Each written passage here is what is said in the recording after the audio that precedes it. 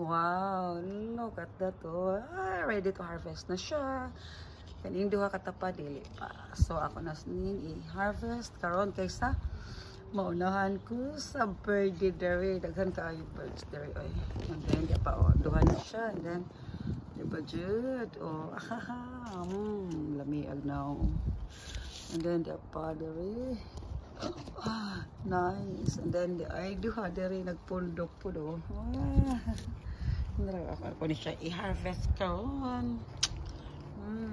Di ay tulo pero ang duha dili pa. So kana sa i-harvest na ko pod karon. Sure, nang uban dili pa hinog unya na pod. Okay, i-harvest na to ni.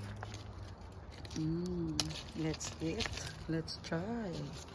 And then kini. Wow. And then kini siya. Let's try, friends. Let's eat.